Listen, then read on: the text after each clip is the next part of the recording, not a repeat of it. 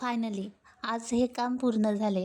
खूप दिवसापासून हा बॉक्स मी नीट साफ केला नव्हता, कारण वेळच मिळत नव्हता. तर आज मला थोडा वेळ मिळाला, तर मी हा बॉक्स साफ करायला घेतला.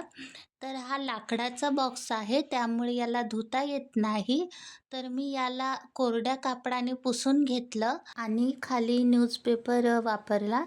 तर ह्या माझ्या छोट्या-छोट्या डब्या आहे. यामध्ये पहिल्या डब्यामध्ये जे दाखवलं त्या गोल मेणबत्त्या वगैरे आहे त्याच्यामध्ये.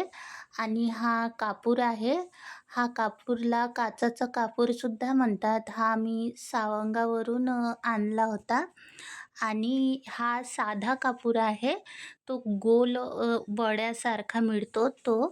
तर जास्त प्रमाणात डबे खराब नव्हते झाले. मी साध्या कोरड्या कापडाने जरी पुसले तरी ते साफ होत होते. ही माझी काही पितळेची भांडी आहे. आणि हा एक अगरबत्तीचं पॉकेट आणि हा छोटा डबा, यामध्ये कापसाच्या वाती आहे.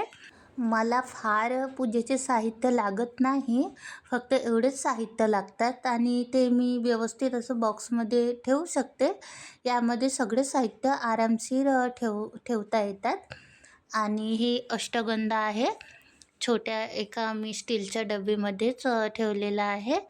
तर माचीस ज्या आहेत त्या मी अशा प्लास्टिकच्या एका डब्यामध्ये ठेवल्या, कारण पावसाळ्यामध्ये त्या ओलसर होतात आणि काळी जळत नाही. म्हणून मग मी त्या हवा लागू नये म्हणून मी त्या एका प्लास्टिकच्या डब्यामध्येच ठेवलेल्या आहेत. आणि हा माझा ग्रंथ आहे, बुद्ध आणि त्यांचा धम्म. तर हा मी छोट्या एका अशा कापडामध्येच रॅप करून ठेवते, म्हणजे असा गुंडाळून व्यवस्थित ठेवते. तर काही माझ्याकडे वंदनेचे पुस्तक पण आहे. एक हे छोटं पुस्तक आहे, याच्यामध्ये पूर्ण वंदना आहे.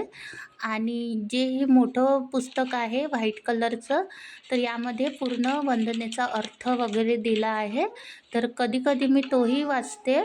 तर मी हे दोन्ही पुस्तक असे या बॉक्समध्येच ठेवते. आणि हे एक छोटी तेलाची बॉटल आहे. तर अशा पद्धतीने मी पूजेचे साहित्य ऑर्गनाइज करून ठेवते.